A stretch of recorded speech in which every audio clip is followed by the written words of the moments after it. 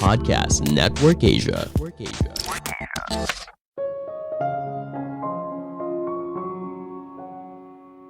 Elon Musk batal beli Twitter. Apakah ini prank? Halo semuanya, nama saya Michael. Selamat datang di podcast saya, Sikutu Buku. Kali ini saya akan membahas babak baru Elon dan Twitter. Di bulan April lalu, Elon Musk setuju untuk membeli Twitter seharga 616 triliun rupiah. Sekarang, dia memutuskan kalau penawaran itu batal. Tentunya hal ini membuat Twitter tidak senang dan akan mengusut masalah ini ke meja hijau. Apa yang terjadi? Apakah Twitter bisa memaksa Elon untuk tetap membeli sesuai janjinya? Sebelum kita mulai, buat kalian yang mau support podcast ini agar terus berkarya, caranya gampang banget. Kalian cukup klik follow. Dukungan kalian membantu banget supaya kita bisa rutin posting dan bersama-sama belajar di podcast ini.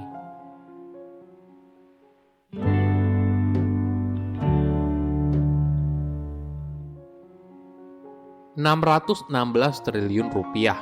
Ini merupakan angka yang besar dan cukup menarik. Angka tersebut sedikit lebih tinggi daripada harga saham Twitter saat itu. Surat yang ditulis oleh Elon kepada Twitter juga tidak panjang, kurang lebih 5 kalimat. Intinya, Elon hanya bilang ini adalah angka yang bersedia dibayar, terima atau tidak. Saat itu Twitter juga tidak berniat untuk dijual. Mereka juga tidak mencari pembeli atau mencari seseorang untuk mengambil alih perusahaan. Selain berbicara secara terbuka kalau Elon berniat untuk membeli Twitter, dia lalu naik ke atas panggung dan berbicara di konferensi bergengsi bernama TED dan menjelaskan secara lebih detail soal rencana dia terkait Twitter. Misalnya Elon berbicara soal kebebasan berpendapat di Twitter. Saat ini, Twitter terlalu banyak melakukan moderasi konten, misalnya menghapus konten atau melarang seseorang untuk berada di Twitter. Jadi, Elon berjanji ketika dia mengambil alih, maka dia akan menghapus semua kebijakan moderasi konten dan membiarkan pengguna untuk mengunggah apapun selama bukan hal yang ilegal. Apa reaksi karyawan Twitter? Mereka terkejut, bingung, bahkan memberontak. Wajar saja, Twitter punya sejarah panjang saat mereka membiarkan konten jenis apapun untuk diunggah di sana, dan itu membuat mereka terjebak dalam masalah. Misalnya soal kampanye pelecehan seksual, informasi bodong saat pemilihan umum di Amerika Serikat, hingga informasi soal COVID-19. Twitter telah berusaha keras untuk membuat platformnya menjadi lebih baik. Jadi ketika Elon bicara kalau dia akan menarik semua kebijakan konten yang sudah ada, tentunya hal ini memantik amarah tim internal yang sudah bekerja keras selama ini.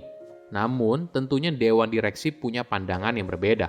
Elon menawar dengan harga yang lebih tinggi, tentu saja hal ini jadi pertimbangan. Hingga akhirnya 10 hari setelah tawaran pertama Elon, Twitter pun menerimanya. Namun kenapa semuanya jadi berantakan? Jadi, beberapa bulan terakhir ada beberapa kejadian luar biasa. Yang paling terlihat jelas adalah pasar saham yang sedang memerah, khususnya saham perusahaan teknologi. Ini merupakan kondisi yang berat, apalagi Twitter yang sangat bergantung pada iklan. Kondisi ini diperparah karena Twitter seringkali jadi medium untuk menyebarkan berita. Ketika perang Rusia-Ukraina pecah, banyak pengiklan ragu untuk memasang iklan di Twitter. Karena tanpa sengaja, bisa saja iklannya diperlihatkan berdampingan dengan berita pembantaian di Ukraina.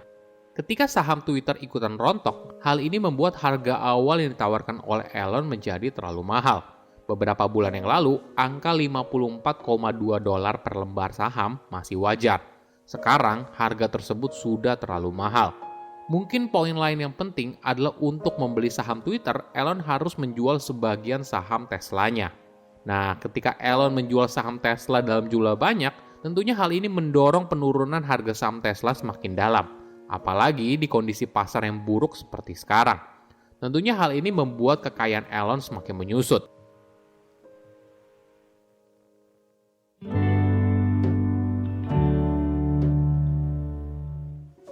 Apa alasan Elon untuk membatalkan pembelian saham Twitter? Alasannya bukan hal yang baru. Ini keluhan lama Elon soal Twitter, khususnya soal spam bot yang merupakan akun palsu. Sebagai informasi, sebuah bot adalah akun otomatis yang bisa mengunggah tweet sendiri tanpa adanya campur tangan manusia. Ini adalah masalah besar bagi Elon. Dia ingin membasmi semua spam dan scam bots. Elon mengalami sendiri bagaimana bot membalas setiap tweet yang dicuitkannya. Misalnya ketika dia men-tweet soal Dogecoin, maka akan ada begitu banyak tweet yang berisi penipuan kripto, bot, dan balasan aneh yang muncul secara instan. Menurut Elon, bot ini akan mengurangi pengalaman pengguna dalam menggunakan Twitter dan pada akhirnya akan membuat nilai perusahaan semakin turun. Twitter berargumen kalau hanya 5% pengguna aktif mereka merupakan bots dan sudah melakukan segala cara untuk menghilangkan semua akun palsu. Namun Elon punya pendapat berbeda. Dia berargumen kalau jumlah bot Twitter jauh lebih banyak daripada angka yang diakui oleh Twitter. Tentunya apabila apa yang dikatakan oleh Elon benar, maka hal ini akan jadi masalah serius bagi Twitter. Maklum saja, pendapatan Twitter berasal dari menjual iklan kepada pengguna. Nah, ketika iklan tersebut ternyata tidak dilihat oleh manusia tapi oleh robot, tentunya hal ini mengurangi efektivitas pemasangan iklan di platform tersebut. Intinya, bot itu berarti dua hal. Pertama, bot itu mengganggu Elon sebagai pengguna. Di sisi lain, bot itu membuat nilai Twitter semakin turun karena bisnisnya bergantung pada iklan.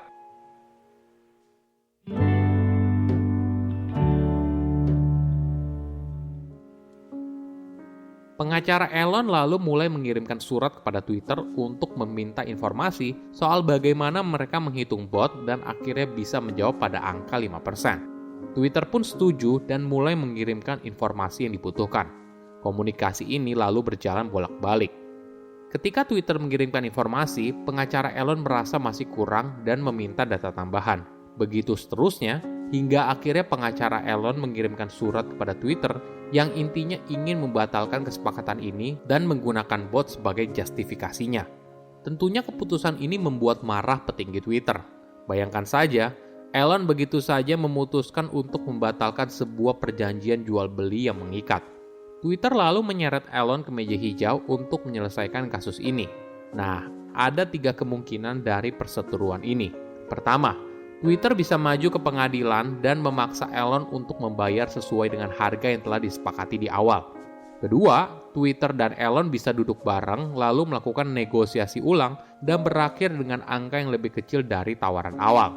Atau yang ketiga, Elon tetap membatalkan perjanjian tersebut dan membayar semacam uang pisah untuk keluar. Oke, kita bahas satu persatu ya. Pertama, Twitter memaksa Elon untuk membayar sesuai harga kesepakatan di awal. Tentu saja ini yang seharusnya terjadi. Elon menandatangani sebuah perjanjian dan dia berkewajiban untuk menghargainya. Namun masalahnya, pengadilan mungkin saja sulit memaksa Elon untuk melakukan semua itu. Bahkan ada spekulasi kalau pengadilan justru lebih memilih agar Elon dan Twitter melakukan negosiasi ulang. Pilihan negosiasi ulang memang sesuatu yang biasanya terjadi. Di masa lalu, pihak pembeli seringkali mengatakan kalau dia tidak ingin kerjasama ini dan memutuskan untuk membatalkannya. Padahal ini sebenarnya merupakan taktik untuk menurunkan harga. Nah, bagaimana dengan pilihan ketiga? Apakah Elon bisa memilih untuk tidak jadi membeli Twitter? Jadi, dalam perjanjian mereka, ada hal spesifik yang bisa membuat Elon untuk membatalkannya.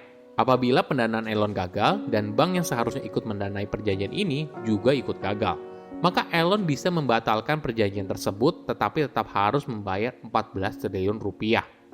Namun bagi Twitter, ini bukan hanya soal perjanjian jual beli yang gagal, tapi ada sesuatu yang lebih besar lagi dalam hal reputasi. Calon pemilik yang mengkritik keras Twitter sekarang bilang kalau dia tidak ingin lagi membeli Twitter. Dalam kacamata karyawan, hal ini tentu saja berdampak pada moral karyawan.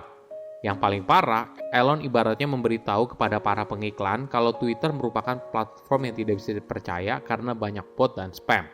Kamu tidak bisa tahu apakah kamu berbicara dengan orang sungguhan atau dengan robot. Ditambah lagi, Elon seringkali diasosiasikan sebagai seorang pesulap. Dia dilihat sebagai seorang inovator di bidang teknologi.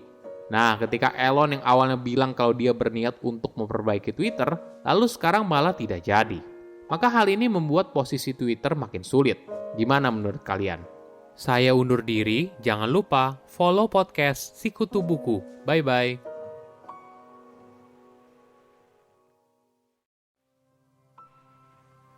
Pandangan dan opini yang disampaikan oleh kreator podcast, host, dan tamu tidak mencerminkan kebijakan resmi dan bagian dari Podcast Network Asia.